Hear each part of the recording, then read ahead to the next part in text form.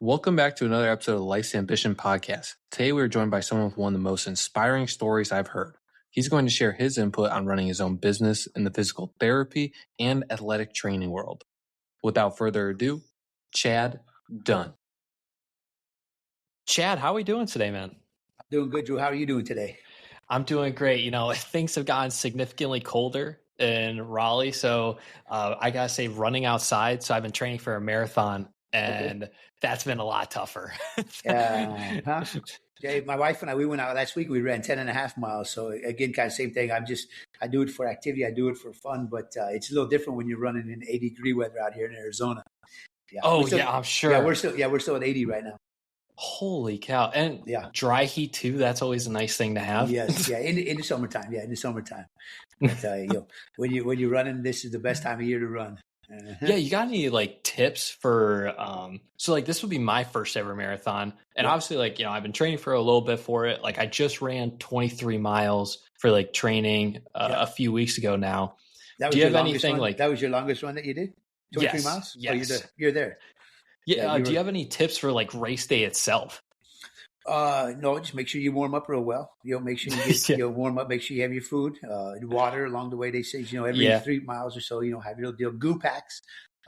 Some people put mustard packs in their bags as well because when you start cramping, really? Yeah, mustard's another good thing to kind of help you. So I hear people use little mustard packs. They're lighter to use. But then afterwards, you got to get in a cool plunge or something. You got to get the legs to recover, refresh. It's all mental because you get to mile 17. They say that's when the wall hits, as I'm sure you've heard.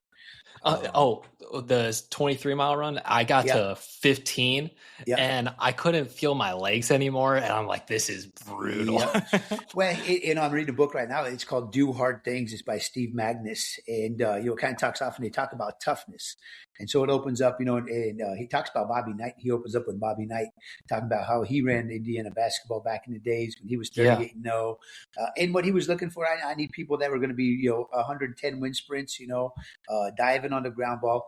But that's not what toughness is anymore. Toughness is what they're figuring out nowadays because the generations have changed. It's all mental. Mental is the toughness part of it all. And really what it is, it's ability to overcome something or its ability to not go into this certain zone. So when you're running for your marathon, back in the day, the 5 mile run, it was kind of the first 2 miles were good. Then the last 3, maybe this hurt or I'm breathing a little bit too much. But once you do the 5, now you go do the 6 or the 7, you can get 5 easy. Now 6 and 7 might hurt. So you're training your mind, you're bridging that gap. So, if you can get to 17 with no pain, like I said, you only got 9 miles left. And that's a run itself. But 23 miles, you're good. When's your run? When's your marathon?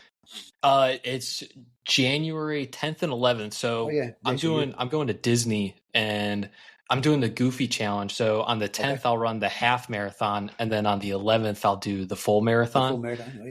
So best thing is to recover after the half marathon. Oh yeah, my family is gonna be there, and I'm just gonna be like, peace. I'm just going to bed right after the half marathon because your race starts at 4 a.m.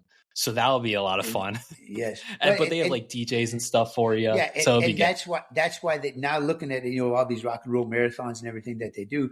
That's why they have the entertainment there. They have it because they're getting your mind to be sidetracked so that you don't feel the pain. Mm-hmm. Right? So when you take off running the groups, everything's over there. The adrenaline's going. You're not going to think. Next thing you know, you're going to be at mile 8 and at mile 9, and you're going to have no issues. And then you get some water. You'll have more bands coming up, so you'll be fine.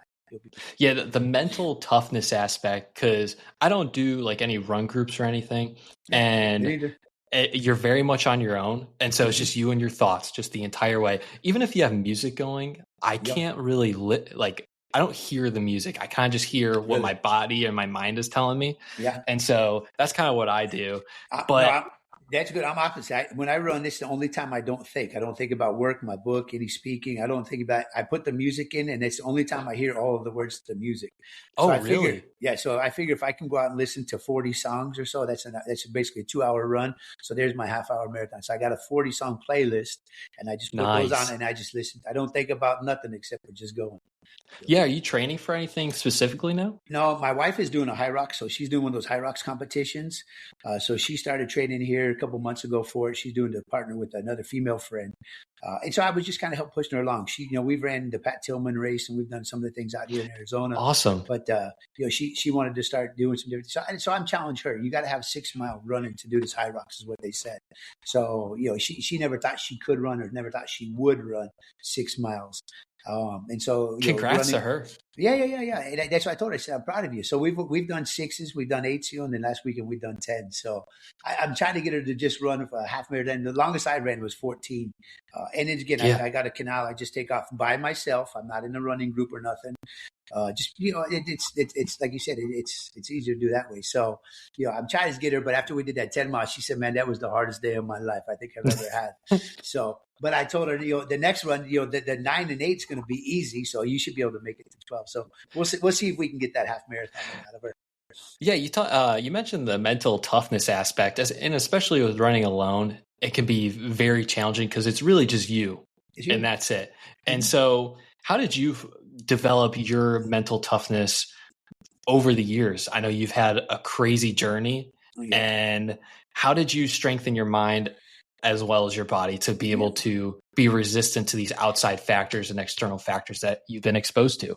Yeah, well, as we go about my story and everything, so what we want to talk about. Obviously, I like to dabble just real quickly. Obviously, I'm 51 years old now, so I grew up in the 80s, BMX rider, extreme sports guy. So I always chase adrenaline. I chase fun. I chase dopamine. Anything that I can get the high of. Which they say there's a runner's high. I haven't seen that yet, and I haven't felt that yet. Me too. Don't worry. So I'm still waiting for that one to come in. But throughout my career, doing sports, obviously. I got hurt like everybody else would be in my field. They got hurt. They went to therapy or they did some type of training that helped them out. And so I got into ASU and I was doing exercise science. Kinesiology was my majors over there. So I've always wanted to do the health route. But, when we talk about mental toughness and we talk about doing things by yourself, my life led me to, I never say wrong turns. I used to say wrong turns, but now it's kind of like the GPS system with Google Maps or Apple Maps. It just redirects you. So I don't know in life if we ever do take a wrong turn. Sometimes we just have to redirect. And so 2003, I got arrested on federal charges for money laundering. I was sentenced to 30 months in prison. And so when you talk about being by yourself on the runs, I was basically by myself for 30 months.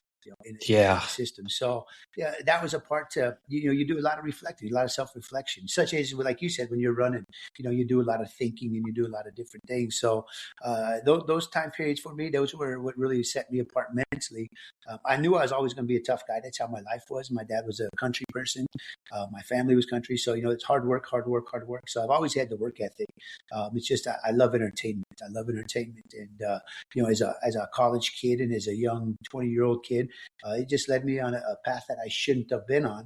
And it didn't a lot of time to self-reflect. So being incarcerated for 30 months, it really gave you a time to be by yourself. I was running alone. There's a lot of lonely days out there, a lot of lonely nights. But when you're in a situation like that, or even running, you never feel bad mentally when you get done running all those miles, because you think of things, whether it be you or whether, like for me, I let things go. And I think that was one of the biggest things about my silence, and I tell people growth happens in silence. At nighttime, just pretty quiet. That's when the trees grow. You know what I mean? Mm-hmm. So you got to sleep. So silence is a big part of anything that's successful. Especially in this world that we live in right now. You say the noise. There's internal cueing and there's external cueing, and all the external cueing, that's that external noise that's out there. And those are all just distractions. That's all it is. And so, when I take everything and put everything together, when I got incarcerated, basically what they did is they took away all my distractions as well. Right? Yeah. And so it's all the same. Yeah, there's a lot to break down here. And I'd love to start with your BMX riding days and kind of figure out what is that like? Because I've never met anyone that did BMX riding, growing up in farmland of my own, pretty much. I'd say we're still in the suburbs, but never met anyone that did it. And it is total adrenaline. Like I know a ton of people that love like racing cars and stuff, but never BMX riding. So Like, Yeah. what does that entail? Like, what are competitions like? What was it to you? Yeah, and, as a kid growing up, obviously the sport's starting to develop in the early '80s, and throughout that time frame, that decade, you line up on a gate. There's 8 riders on a local track, so they all have tracks, dirt jumps, they're all about 1,800 feet. And so you go through, you compete.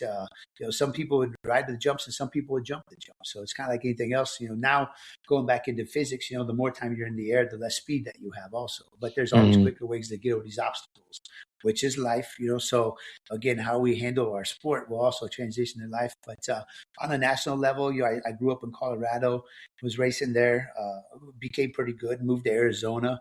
My father and my mother, they had the crisis when all the economy changed in the early '80s. They lost their business. I moved out here. I lived in a KOA campground in a tent trailer, matter of fact, wow. with Yeah. with my sister and a BMX bike. I'd go to school and I'd come home, and my mom would be there at the campground for us. We were broke. We didn't have anything, except for And that creates the mental toughness aspect right there as well of yeah, wanting to progress more and work hard. yeah, yeah. And I was 10 years old at that time too, so I didn't really even see what it was actually teaching me. As long as I Yeah. had my bike and I knew that my family was there with me. I mean, hey, I know we were good. I get to go to the track, so they put their life on hold basically for my sister and I to go ahead and start doing our racing stuff, because my sister still races rough and on. She's Oh, 55. Yeah, congrats. Well, congrats to her. she's 55, right? So, and we'll get into that. So, the identity is really what BMX did, is it gave me some identities. I moved to Arizona. We got good. The competition is a lot better just due to the weather, right? It's 80 Mm-hmm. degrees in December. You can race all year long. In Colorado, we had snow, so you had to race indoor. So you had concrete tracks with wooden jumps. So I did get experience. Yeah, so I did get to experience some crazy and different things with those. But that really set me up just for who I was. At the age of 15, I was a number one in my age group in the state of Arizona. I raced on a national level. I was a top 5 rider over there, sponsored, had your bikes, had everything paid for. So it's like the club basketballs. It's like all the sports nowadays. Yeah. But we were traveling around every weekend. I'd go to school basically like Tuesday, Wednesday, Thursday. We travel Friday, race Saturday, Sunday, travel back on Monday. So, Wow. it's just like, if you're involved in sports, if you're involved in something, that's what it was. So we're trying to get it to be a Olympic sport at that time, that the commission was for the American Bicycle Association. Yeah. It never was pushed into that.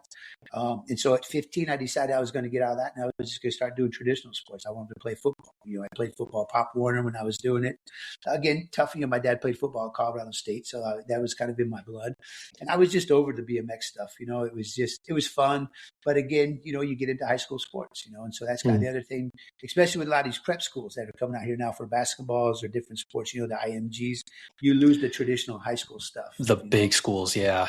Was yeah. your dream to join the Olympics at one point?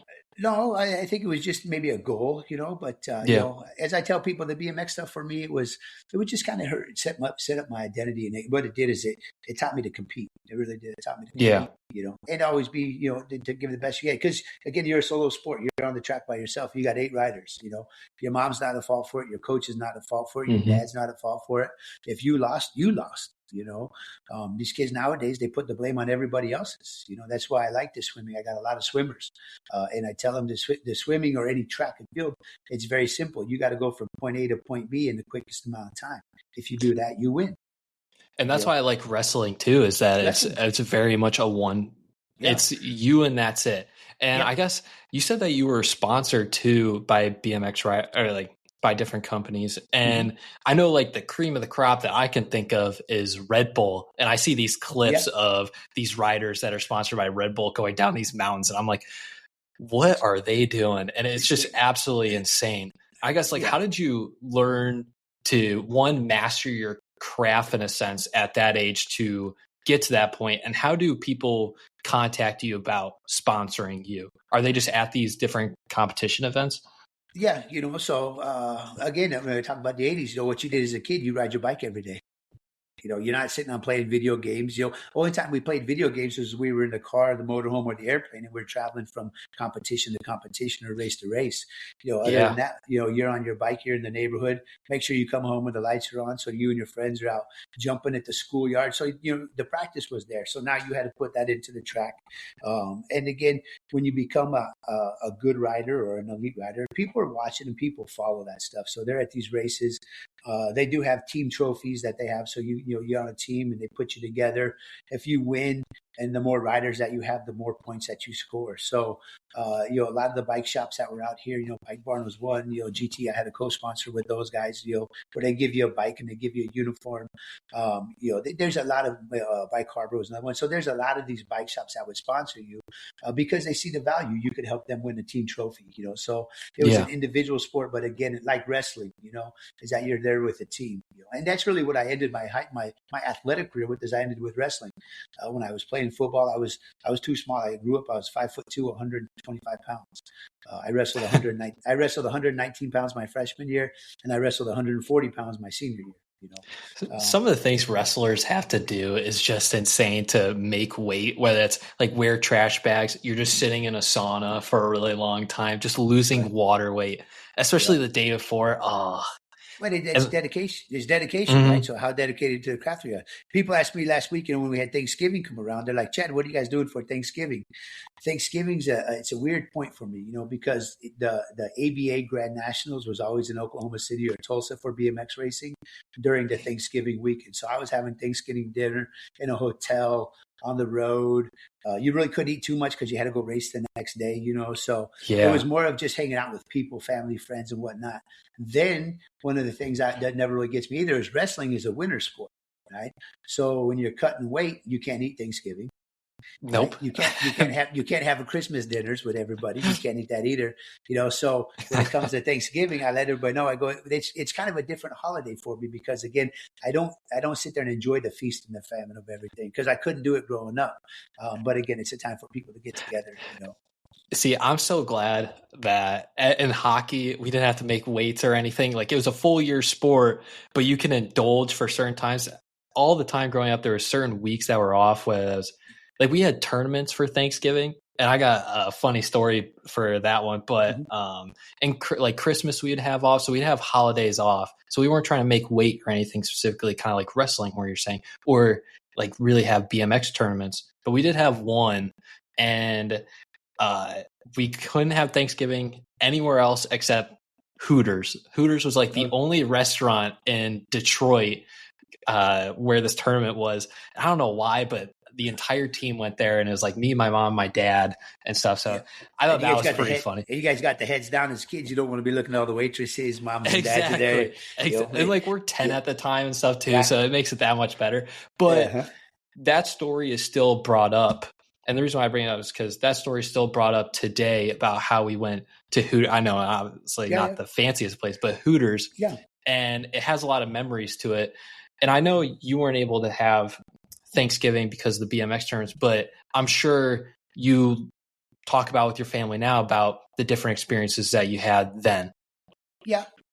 Yeah, and again, it's those are situations with sports and everything that we do. Those are things, and I talk about my book that I wrote. Chapter 1 starts with identity, and so BMX racing, the traveling, the being around, handling situations of, not sitting around a turkey, watching the turkey bowl with the 6-legged turkey. Those are part of traditions, and those are just part of things that happen. So it set me up my identity, to where when, obviously now I'm a family man, I got a grandkid and I've got everything, I want to provide the best for my family as well. And so that's what it is. It's about what can I do to help carry on things and help out with these kids. And that's what happened when I was a kid doing all the BMX racing around these holidays, is that the families came together, and when you do that, you create a good environment. They always say that it takes a village, right? And that's what we were doing, is I was around a good village, just like you'd be with hockey and the coaches and everything else. And that's really what I'm doing now with this movement with MOVE, our Human Performance Center, with everything else, is that I'm just trying to get good people into the village so that we can raise a better future. Yeah. And speaking of MOVE and your book itself, like how did you kind of get into the exercise world itself? Like I know you studied that at ASU. Did you have a lot of injuries doing BMX riding or wrestling that kind of pushed you towards that direction? Or Yeah, the BMX, I got pretty lucky, because I always had just stitches. I never really broke a bone. Nice. Yeah. My sister, she's broken every bone in her body. She just dislocated her shoulder, broke her clavicle the other day racing. But that's the sport. With the extreme sport, you get extreme injuries, right? And so I was very fortunate on that. When I was wrestling, like I said, I had a shoulder injury my senior year. I went to physical therapy, and that's kind of how I knew, and I see this all the time, is I was one of the kids that went to college knowing what I wanted to do. I wanted to get into physical therapy. So I went to ASU kinesiology, and I really wasn't worried about program development.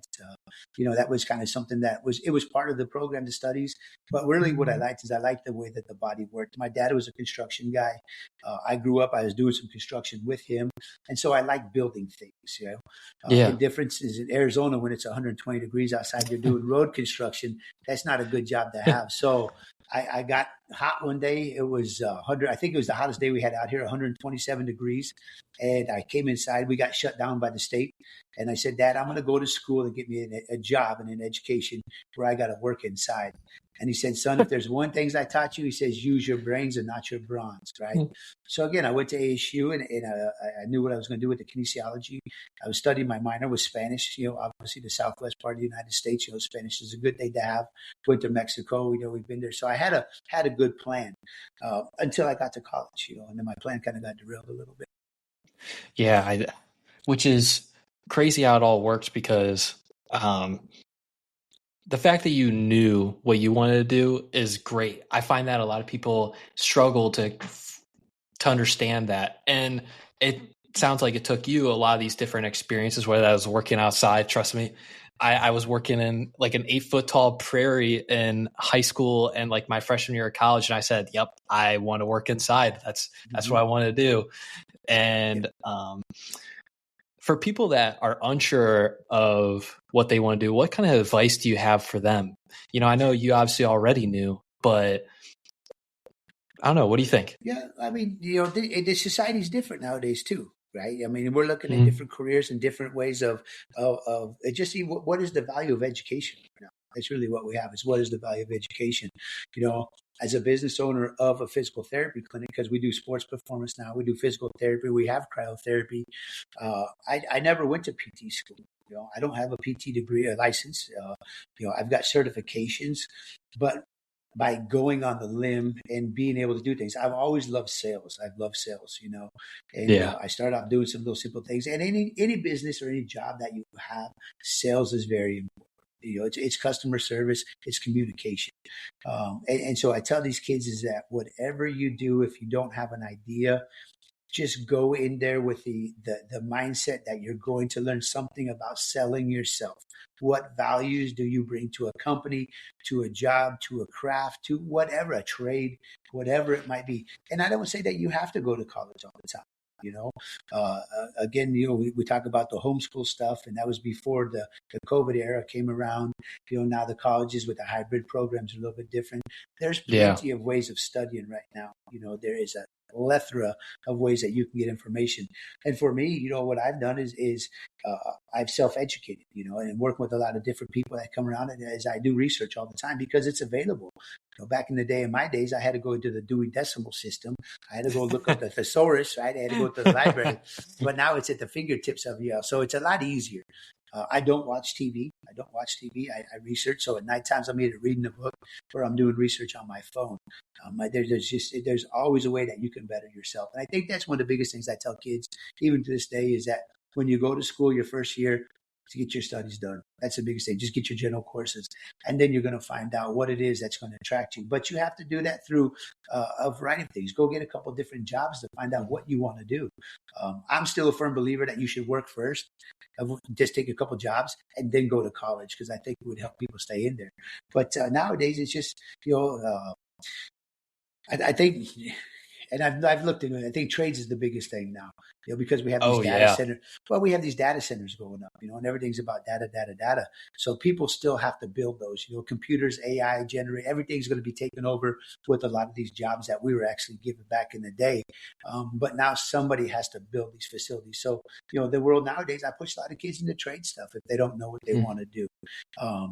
There's a kid that was a TED Talk, and he was like a 12-year-old kid. He had to write an article on Puff the Magic Dragon when he was in school, 4th grade. And Puff didn't really, it didn't excite him. It wasn't something that got to him. Also, long story short, he was homeschooled, right?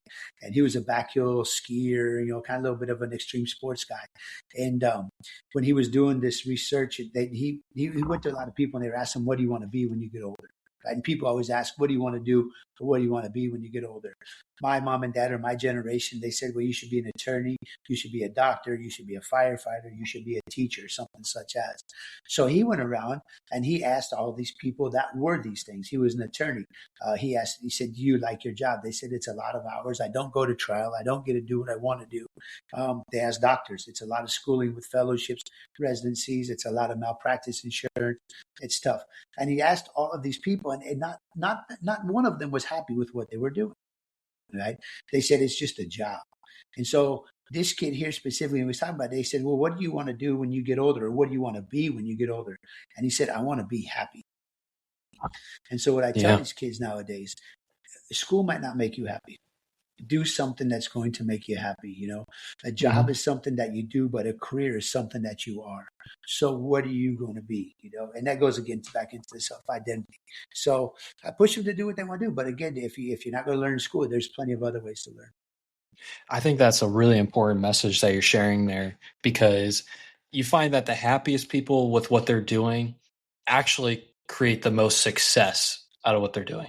And I feel like a lot of kids and people today are programmed to follow society needs. So now it's, I will go to high school, boom, right to college. Do I know what I want to do? And, you know, I'm subject to it too. It's like, I was going to go to college. I still didn't know exactly what I wanted to do until really my sophomore year of school or junior year, when I found out about GIS from, as you said, like people, or as you mentioned before with the TED Talk, is like, I had to go out and talk to people of many, many, many different careers. And that's how I kind of found out what I wanted to do. But I could have saved money at school or whatever by working first, doing that research on the side, then just going to school exactly for that reason. And you also brought up trade school, which I think is a great option for people, because I was talking to an electrician at a friend's engagement party, and he was mentioning how now the electrician world is, you work for someone for 3 years, and then from there you can kind of spin off your own business, and there's always going to be a need for it, especially in the age of AI. There's going to be a lot of energy demands. And so now you create your own business and you have that own income flow there.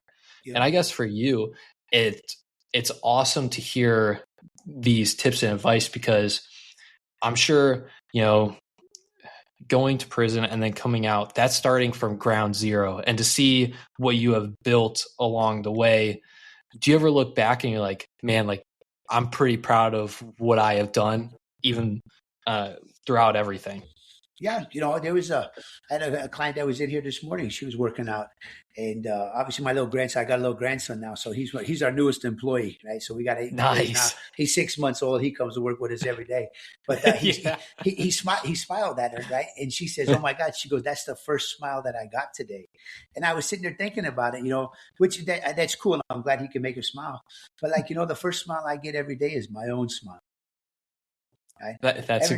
Every day when I get ready in the morning, right? I look in the mirror, right? And I'm proud of myself because of the things that I have done. You know, when we talk about the educational stuff, you know, like I said, I got a lot of certifications. I was lucky when I was going to ASU. Again, I should have graduated, but again, like I said, my life took a different turn. But I didn't have all the student loans either. Right? If you want to be a trainer, which I tell people, you know, I've got my buddy Kane that works with me, you know, and he's my right hand man. But he went to ASU. You've got student loans, and you have all this student debt and everything else. If you're going to be a trainer, just go get certified. Yeah, I got the National Academy of Sports Medicine. You know, there's a lot of other training certifications out there. At the end of the day, can you hustle? And that's really what it's about. Can you hustle in this field? It's a sales job, right? So by minimizing that stuff, you know, I was able to save money at that time with student loans. I didn't have those. But again, this is in the late 90s now when I went to ASU. With that, getting out of prison, like you said, I had to rebuild. I went right back to work. I was very fortunate. The first day out of work, I went right back to my buddies, doing rehab, working at their facility, working with patients, working with everybody. So I've always been in this field. I have taken a little bit of a break, you know, and done some different things, but this has always been my career. It's always been a plan of mine, you know. I have a doctor that's out here. He was a MD. He was a certified or licensed PT, and then he was a certified acupuncturist. So he's got a plethora. His scope of practice is just unbelievable.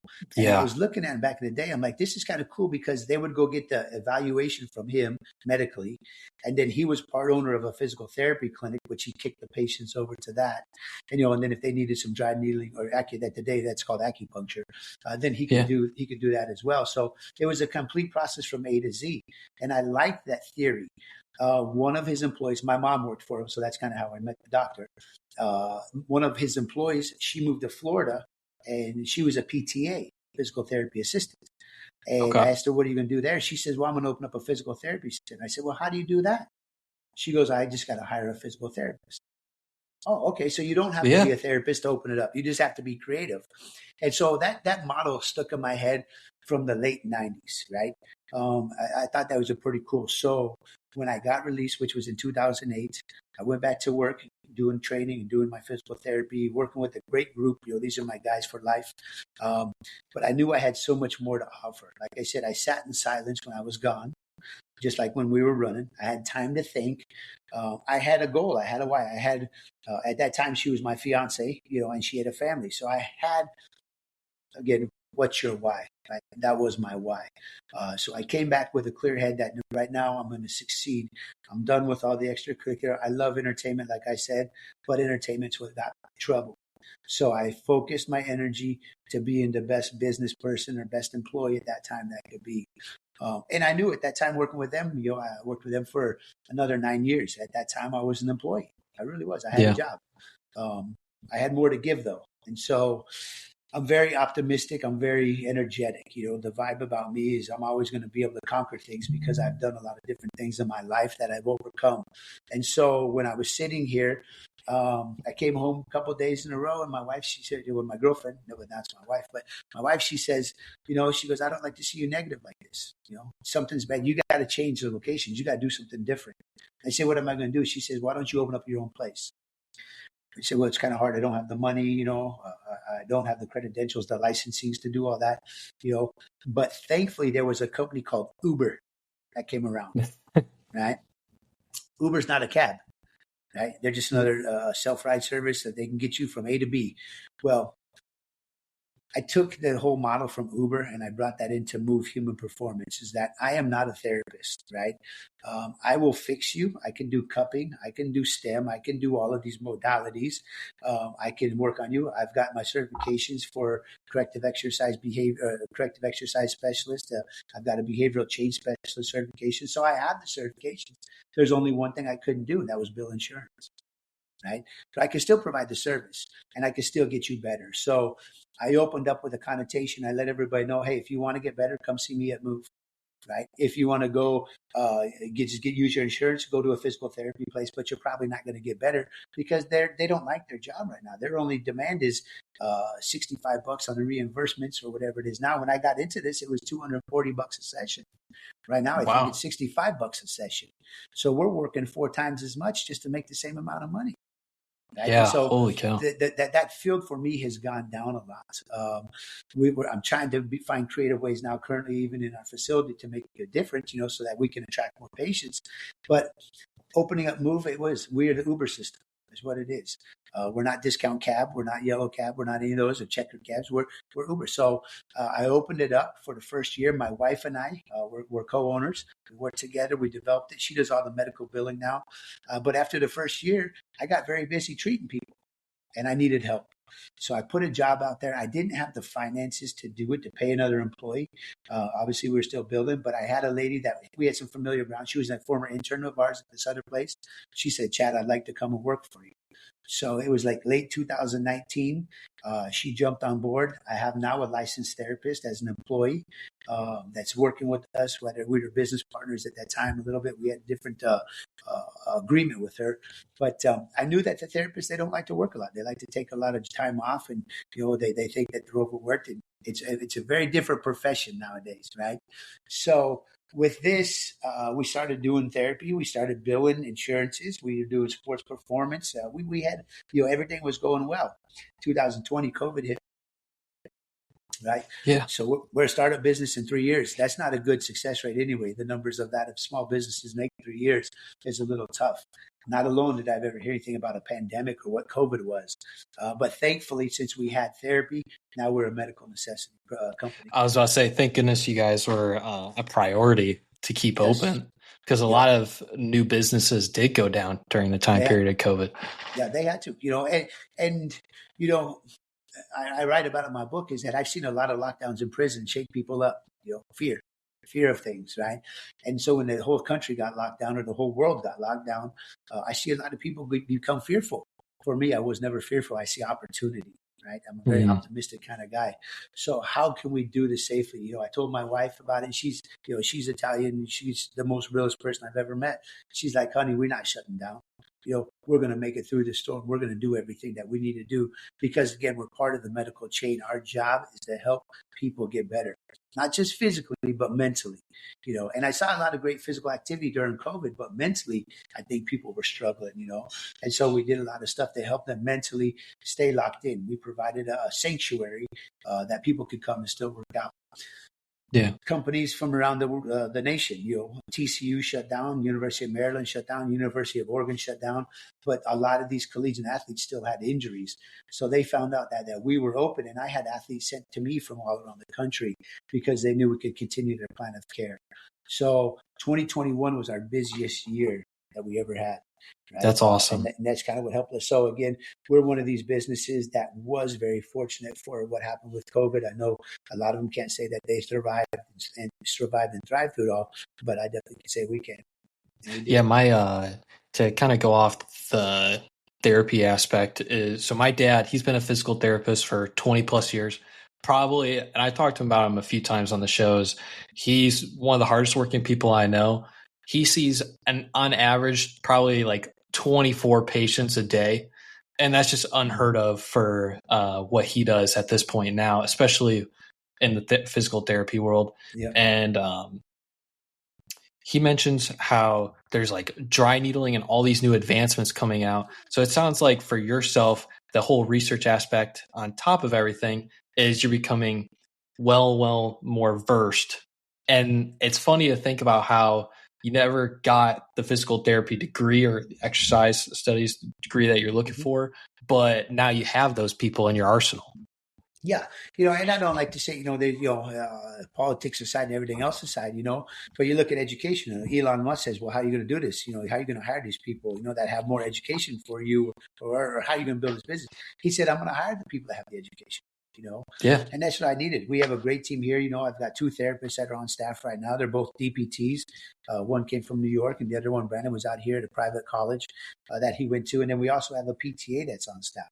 So for me, and something stuck with me when I left my former company.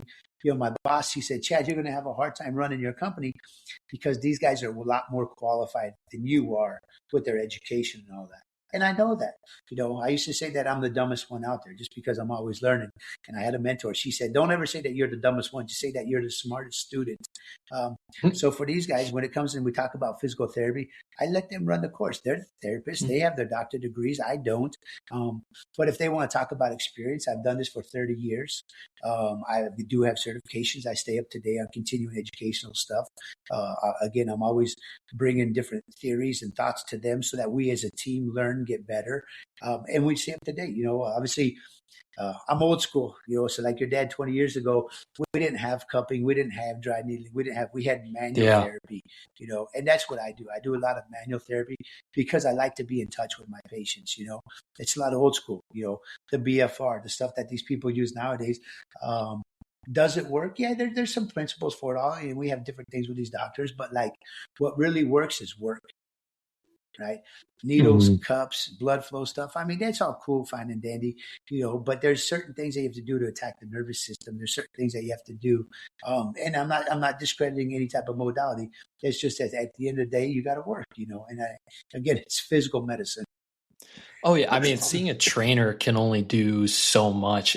You still have to do it on your own, because if you're only seeing a trainer once a week, how much is that really going to help? I mean, you talk about developing muscle. Like when people go to work out, if you hit a muscle once a week, that's not going to do as much as doing it twice or 3 times in a week. Then you're getting that much more accelerated growth. Like I remember seeing a documentary with Kobe Bryant or an interview, and he talked about his training schedule. And so he says, people that are in high school, they might practice once before school starts and then once after school. Well, he was doing from before the practice at school. So he'd be like 4 to 6 train. And then he would be like, all right, take a little nap, eat whatever, rest 10 to 12. And then after that, rest some more, go back 4 to 6, and then 8 to 10. And then you keep doing that cycle over and over again. And you start to see the separation between him and everyone else, is what he talked about. And it goes same thing with what you're talking about here is you have to consistently be doing it in order to see the results. And obviously, with the athletes and the people that you have seen, sounds like you guys got great results there. Yeah. Well, I like to go to the place. I like to go to the restaurants where you see the owner cooking. Right. Oh yeah. I am the owner. My wife and I, the owner, and we run this like a kind of a football team too. So she's the office manager. She's the head of everything, right? My whole company, the cool thing with our whole company here. So my license plate on my car says Mr. Move, right? My buddy Kane, who's my trainer with me, his says Little Move. And then our therapist that we have, his says Move DPT. And then my wife, hers says Boss Move, right? So she's the boss, right? And so she has an office, got a 2-way window. She's the GM that's in the skybox looking over how everything's being ran. Right? Nice. I'm the head coach. My therapist, Brandon and Kobe, they're the offense and defensive coordinators. I got my special teams coaches. So we're all delegated to do something, but we run it that way, and it takes everybody to show up. It does. And the more you show up, the more time you put in, the better we're going to become. Just like you said with Kobe Bryant, the more time they put in.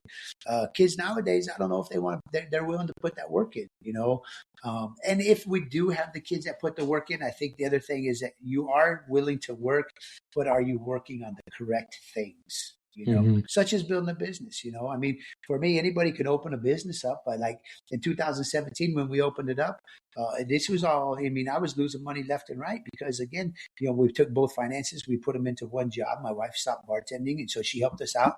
And it was a struggle there. We had to sell our house to be able to make it happen, but it was going to take time to grow. You're not going to be that elite athlete in just 1 year. I wasn't going to be a business owner in 1 year. It's going to take me time. And it did. It took us 4 years, and we went through some trials and tribulations, but again, overcoming what I've overcame in the past of the incarceration, there's some substance abuse that was in there, I've overcame those things, and I knew that I could overcome the initial stages of being a business owner, and here we are now. We're 9 years in business. I went to the NBA draft 2 years ago with Cody Williams, who's with the Utah Jazz. I've got Tyler Shuck, quarterback that's at the New Orleans Saints right now. That's amazing. Austin McNamara, he's the kicker up in the Jets. Bruce Branch, who just reclassed up. He was a basketball kid. He'll be the next one from Move. He was the number 1 basketball player in the country, rated number 1. He just reclassed up, which is very unheard of. He's not a double holdback. He's a real true age kid. He just classed up to 2026, and now he's like the 6th player in the nation. So we take these classing up is insane too. It's crazy. Yeah. And his talents, this summer he worked out with Tyrese Maxey, LeBron James. He worked out with Donovan Mitchell. So he's worked out with the top athletes. And he knew that he gained the confidence. And talking with Bruce is that he gained the confidence to go do this. It's just a fantastic guy. And one thing with Bruce, and we talk about details, Bruce Branch III is his name, right? If there was an article the other day, the guy said Bruce Branch, his mom, if you say Bruce Branch and not Bruce Branch III, the recruiting's off, details. Wow. Details. Yeah. Because he is his own identity, and that's what it's about. It's not his father, even though he's a junior and everything else. It's not about that. It's about who are you? And so for him, he separated himself. He was soft at first, and then he's gone through some stuff in life, which we all have, which is good. Being through these situations of what I've gone through, these kids have shooting coaches, they have dribbling coaches, they have sports performance coaches such as me. These kids nowadays are very talented. We see it every Friday, Saturday, Sunday in sports. The problem is that when the coaches are away, the players don't know how to think. They don't have a Yeah. thinking coach, and that's really what this is about. Like we talked about it when we started the show, we talked about running. It's a time that you think about whether you're feeling good or you're feeling better. For me to think about music and not think about what I'm trying to do in business. Thinking is the biggest thing. And when you do think, you make the correct choices, and we go talk about subconscious choices and not, it's how you think is what you want to do. So that's one of the biggest things is that's to help these kids, to lead to the way that they want to be.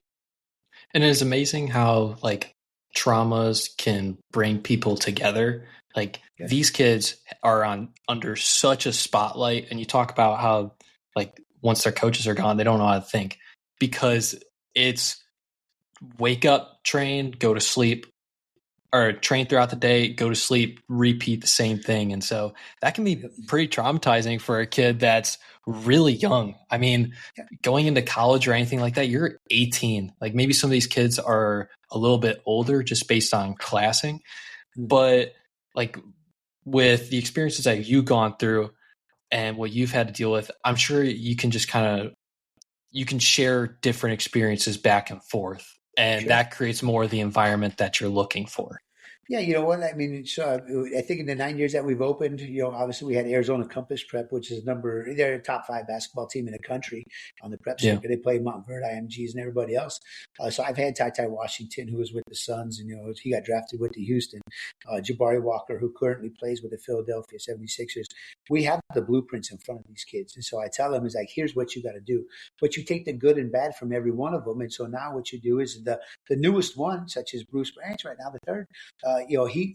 He's the one that's seen everything in front of him. He got the blueprint. He's very charismatic. He's a tough worker. He knows how to treat people. He knows the mindset. There's certain things that each one of these people in the past haven't had or do have, and some of their careers have gone downhill so far. And it really because it's all mental. You need a good support cast, and just like I needed a support cast, being incarcerated, you can get through things by yourself. Trust me, I've done it. I've been there. It's very simple when you are in control of your life. It is very simple to do things. The problem is, like we said, though, there's external and outside noises. I got coaches, I got NIL deal, I've got transfers, I've got all this shit happening, and it's not just these kids that get in trouble. It's coaches, and I was one of them. From the sports performance. Let's talk about the University of Michigan coach right now. He in a little bit of trouble. Oh right? Man, that whole thing is crazy right now at the University of Michigan. It is. I've got the kicker Dominic Zavada. He'll be going to the NBA or NFL this year. So I have a player that's in that program. And when you're telling these kids to make sure that you do everything right and make sure you're this team player and here's your character, you're doing all this stuff mentally, and now you have a leader. And I've been there on the coach's side. Shit happens. You know what I mean? Shit happens. You got to pay the price of it all. You got to find out, was that your true identity or is that just a mistake that happened? And now you got to get back to work. Just unfortunately, it's an unfortunate situation, but nowadays, it happens. He's not going to be the only coach, He's not the only coach. Yeah. And not to totally kind of jump back, I kind of want to just take a second here. You talk a lot about support casts and it being really important for these kids, which I 100% agree. When you were at ASU and you were starting to develop kind of the own group around you, when it started taking a turn for the worse, did you think about leaving that support cast at all before becoming incarcerated? Well, through that transformation of what happened. So when I was at ASU, obviously the party and stuff went down and whatever. I got a job. I was still doing the fitness instructing. I was a fitness instructor when I started. It was in Paradise Valley, very prominent neighborhood. And so what happened is that being a young kid, and hanging around these older gentlemen and these girls, the strippers and the glitz and the glamours and everything. And like I said, I was an entertainment guy. There was some selling drugs that got involved. So now I was selling drugs, and I was making money and I was doing different things. And, obviously some athletes and not even just the athletes, but just people at a higher level. They all indulge in party favors. A lot of people, it does not discriminate. Drugs do not discriminate who it attacks. Never once did I think I was going to be a drug user. But then again, on the tail end of it, the 1990, early 2000, I became a drug user and I was smoking crack and basically I lost everything that I had. Matter of fact, I didn't lose at the very beginning, but I lost at the end because, again, everything took over. I was teaching spin classes. I was one of the first original spin instructors out here in Arizona, just due to my BMX diet, right? So when it came into fitness and spin was a new thing, I was like, this is perfect for me. I rode a bike my whole life. I was smoking crack before I'd go teach my spin classes. Right. Wow. So it was still a cover up. It was still, it was, like I said, it wasn't because I was a druggie, whatever. It was because it was entertainment for me. We played flag football, and doing flag football, I would even use drugs before I went to go play flag football. They did that in the 70s. They would do a line of cocaine in the bathroom before they go play the football game. Right. So it wasn't anything different. It was just like, I never thought I would be doing it. And so when this happens, you talk about the support. I got out of that neighborhood. I got out of that whole environment. I went back to my high school friends who I've always been familiar with. And unfortunately, they were doing some illegal activity between here and Hawaii. And I was asked to bring some money back from the islands in Hawaii back to Arizona. And I did. And 3 months later, I had the feds in my door. So I got arrested for money laundering. And there was this whole big crime ring that went down. Once I got arrested, my partner, there was 52 of us on this indictment that got busted. 3 of us were from Arizona and 49 were from Hawaii. So our 3 friends, we were kind of through the system initially all together. And then we kind of got separated, through our trials and everything else. But what happens is that, you asked about the support cast. And right now the support cast, we talk about environments, right? And the word environments around, we tell our kids don't go to bad places or don't be in a bad environment. And, what's your definition of environment? What do you think about environment? To me, environment means what you are exposed to, but along as well as what you've dealt with to make you operate in certain decisions. So go ahead. Yeah, go ahead. Yeah, no. So I said with the environment, and we always talk about places. We always talk about these things or situations we put ourselves. But for me at that time, that's when I found out environment is people. It's not actually places. Right? You can be around good people in a bad place, but you're still going to be fine. Right? I was in a lot of good places with bad people, so my environment was bad. So I talk about the environment, chapter 3 of my book. If you sleep with dogs, you wake up with fleas. Right. And that's the whole thing I always will by, and so here I was hanging around with a bunch of dogs. And so that support custom wasn't good. Through my trials, through my contributions of everything, I got arrested. I had to come back to Arizona. When I came back to Arizona, my buddy said, "Hey, Chad, let's talk about this 9 weeks that you just went through of your incarceration when you got arrested. Let's talk about this. And let's do it. So let's go meet at a bar." So in terms of my probations was I couldn't be drinking. I couldn't do drugs. I couldn't do anything. But here I am. I went to the bar. Right. And I'm thankful I did, even though I took a chance of everything else. My first day we went to this bar, my buddy was talking to the bartender, and he's always a little smoother and whatnot. So he asked the bartender, and he was kind of smoother, and she looked and she's like, "I don't give a shit. Tell me what you want to drink," and she kind of walked away. And so when she walked away, I told my buddy, I said, "I'm going to marry this girl. I'm going to marry her." Right? And so she came back. I was messing with the bartender. I said, "Hey, I liked your sternness. You're a little different than all these other girls and things I used to chase and date and whatever." And her name was Jackie. The bartender's name was Jackie, right? And so we ended up talking, and we were sitting there, and I went back in the next day and was talking to her. And as I got to know this bartender, she never drank. Right? So her environment is in a bar. She's around drunk people, but she says, "I never drink because I have kids. I'm a single mom. And plus I see what alcohol does to people. It turns them into jackasses." She sees it all the time. So she sees it. Yeah. And I knew there was something special about her. Right. And so as I was going through, I fought my case for 2 years while I was on the streets, I went through all the legal systems and whatnot. I ended up dating Jackie for those 2 years, while I was out. And everything was good until I got sentenced to 30 months in prison. And then the hardest part of my life was when my girlfriend, and when she had to drive me to the federal marshal's building in downtown Phoenix. I gave her a kiss in the morning, and she opened up the door and said, "Hopefully I get to see you in 30 months. Right. So that was kind of that was a telltale in my life. Is like, man, there's here you are doing good, but now you got to go pay your punishment. You got to go pay the piper. And the whole thing is I found what I wanted. I have a wife right now. I found a girlfriend who I think could be my wife. She already had a family. We had kids. Due to my being a knucklehead, I don't know if I deserved to have my kids, or maybe my time was running out. But she already had a family that I wanted. Now I had to leave that. So that was a tough moment. So people, when they talk about stress stuff and they talk about life situations are hard, I've been through hard. Yeah. Being arrested, being around, but not just doing that. I found love.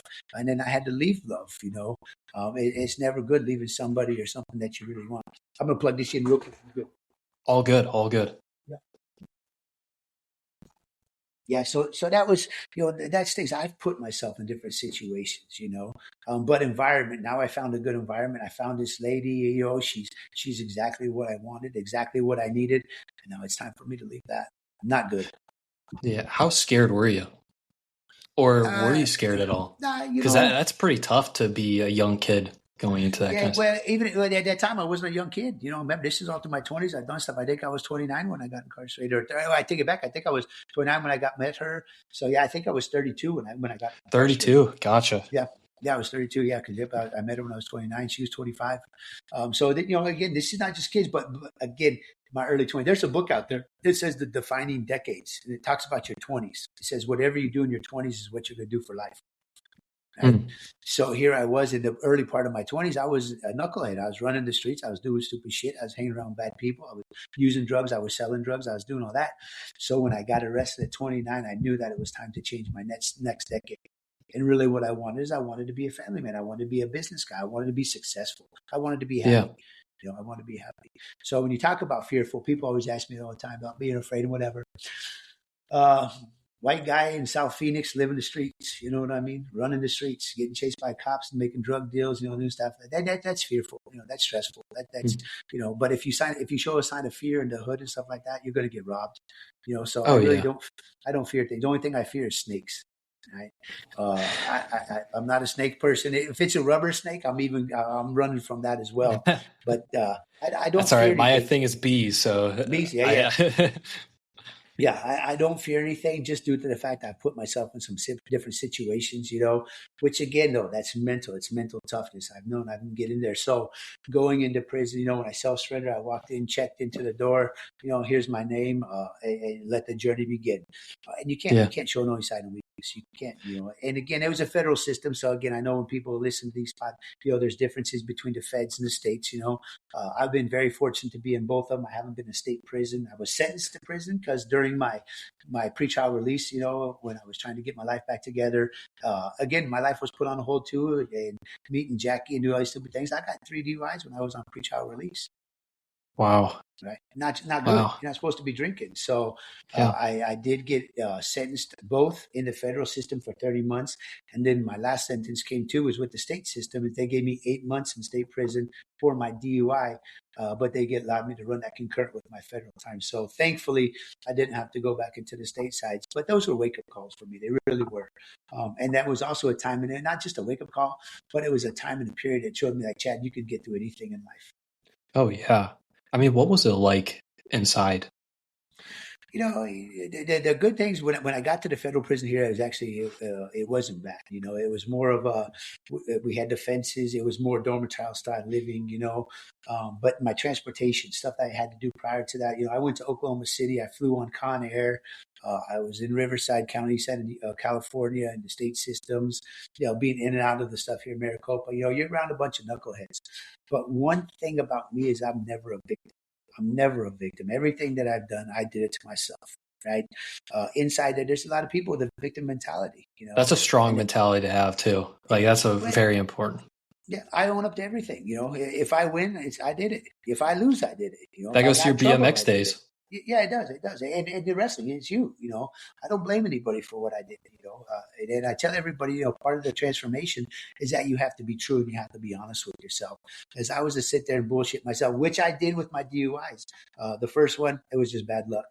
The second one, man, it was another, it shouldn't have ever happened. The third one, oh man, I got pulled over for speed. So it was always, I never took acceptance for those things, And with my wife and I, we were just talking about this the other day. She goes, do you think everything would have changed if you would have taken the acceptance of those at the time? I'm sure they probably would have, but I don't ever look back. I always look forward. And I'm optimistic with everything. Yes, but at the same time, I don't know if that would have made me who I was today or who I am today. Yeah. So every life lesson that we have helps you out. But I was in there with a bunch of different people. It was again low security, so people were in there for longer period of times, white collar crimes, different things. But one of my buddies I met, he did 19 and a half years. To this day, he's still one of my best friends. When I left prison, he says, Chad, he says, you're the only guy I've ever seen cry leaving prison. Right. I'm an emotional guy. I'm a big teddy bear. I love people. I'm very optimistic. It just, when I was leaving prison the day I got released, I was upset because I got to leave my brothers behind. We developed a bond, like you said, support system.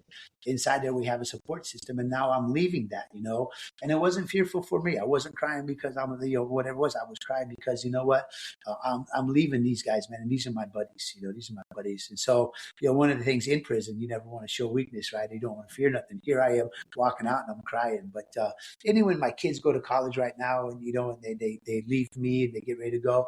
I always get teary eyed because I put my time and effort into them all. They are my kids. I want the best for them all. I know how touchy life can get. I know how the first year in college can either make you or break you. It did it to me, and so I just I just have a big, big, big passionate heart for everybody, and that just comes. Oh, sorry. Go ahead. I said, and that's just how I like to help people get better. Is that through the good times or bad times, I'm going to be here. It doesn't matter. I'm the guy that's going to support you all the way through. And I'm glad that you found a good community while you were incarcerated. Because was it just basically a group that's all kind of just helping each other? Is that kind of who you were associated with? Like you guys would all go hang out in the yard, go read or do whatever with each other, and just talk to one another about experiences? Mm-hmm. Yeah, I mean, getting over there, we had a weight pile. We had a 10,000 square foot weight pile still. So you could still lift and everything was good. We had basketball courts. We had softball leagues. I had a coach that was at Eastern Arizona Community College. He would come in and teach inmate programs. That's awesome. Yeah. So at night times I went and I took college classes. So I got an associate's in business marketing. And I was with my guys that were there. He says, we're not going to waste time. I got a job the second day I was there doing construction maintenance stuff where I was building things because I took the opportunity to get better. A lot of inmates just sit in their beds and they welt and they wonder, that wasn't me. I was going to make the best of every opportunity. And if they have resources, then use them, You don't have the victim mentality. And I think that's the first step is accepting I'm here because of me. And now I got to create something new for myself. Yeah, and that goes along with physical therapy tore, right? So I'm going to get out one day. I know that day's coming. And so now when I have these patients and I'm working with them, I tore my ACL. Thousands of other people have too. You know what I mean? You're not brutal recovery, though. Yeah, you're not a victim. It's going to be a long process. You got to lock in. Yeah. When I started this, whatever up that move, obviously you see our logo that we have, the logo that we brand. This is actually a handicapped person, but it's also an athlete in motion. Right. Mm-hmm. And so there was a guy, Eddie King, that used to race BMX bikes with me. He fell up in Big Bear and broke his back, was paralyzed. So, he had a nice support system with him at first. I reached out to him, was able to work with him when he moved to Arizona. And with that, 354 days after his accident, we got him back riding the bike again. Obviously, do what your body knows. So for me, when I left prison, I had to do what my body knows, which was go back to work, which was go back to doing things of being in the fitness and the exercise community, being in the physical therapy field. And I had that opportunity, and when I talk about, recoveries and success stuff, that really comes back with opportunity. If a coach is going to give you an opportunity, take it. When my company gave me an opportunity, take it. We talk about these kids right now that are always hurt or there's always something happen because they want this other diverse attention to them, right? They don't want to be there. They're not the star player or whatever. So they're on the other side is that there's a reason why I'm not playing. And it's very easy to say that I'm hurt. And so the softness of these kids nowadays is that they're looking for all the wrong reasons. Show me what you're going to do to be the person. Why can I play you? Why should I play you? For me, coming back from these life adversities is because I'm tough, and toughness is, like I said, it's being able to overcome situations, the paralysis, ACLs, that's what makes you tough, not being in the streets, jacking people, doing stupid shit. That does, the whole times have changed. Yeah. And I just have like a few more questions for you is over your span of all these experiences that you had, who's been the biggest role model for you now or just in total over time? Because it sounds like there's been a few people that have been really special over the years for yourself. Like your wife, now you mentioned her a few times. It sounds like she's helped in an immaculate amount of ways, which is amazing that you have her in your life. Yep. I've got, obviously I'll start with Jackie, she's my everything. She's the one that set me straight, and she's the one that gave me my purpose. She's the one that's going to tell me when I'm doing good, but more importantly, she always tells me when I fuck up, right? Or when I'm a jackass. And so, everything that I have, everything's to her. I talk about it in my book. This whole story, she's the one that even gave me the book. When we opened up Move, I was going to write a book, but there's a lot of value to it. There's a price to pay, and I didn't have that. I needed that money to open up my business. So when I turned 50 last year, she got me an early birthday present. She says, "I'm going to give you the gift of this book." And really, what it is with my book is a gift that keeps giving. And it talks about these 10 codes that transform your life, and it is about finding a good team. Right? You have to have a good team. And she's the big story behind it. I got a gentleman, Kevin Johnson, right now, who's one of my guys. When I opened up Move, he's 70 years old. He plays basketball for Team USA still. Right? At 70 years old. FIBA, Federal International Men's Basketball Association. He still plays. He's a corporate. Good for him. He's got a construction company that is here in Denver. So he's a multi-state, big company. But Kevin works his butt off every day, and he lives that lifestyle of what it's going to do to be success. I was talking with Kevin one day, and I said, "What makes your company different than anything else, for this whole world of everything?" He says, "Well, what makes my company different is that we GPS everything. We use GPS, we use technology, so that way when I get to the 99th floor, I know that all my plumbing line is straight, and I don't have to make any variances off of whatever." And I put that into my life too. Is like right now, everything I do is a GPS system. Right? We talked about the Google Maps. We talked about all this stuff. There's no wrong turn. I just got to redirect. So Kevin's one of my big friends as well. But every day goes back to my wife. That's awesome. And I guess last question for you is, if you could describe your life in 3 words, what would it be? And why would you choose those? Amazing journey. Amazing journey. That would be my life.